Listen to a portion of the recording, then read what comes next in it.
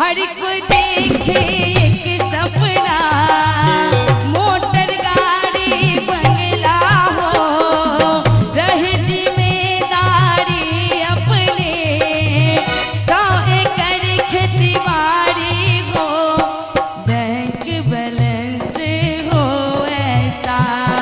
खूब भरा हो पैसा, रुतबा मेरी भी हो, टाटा अंबानी जैसा।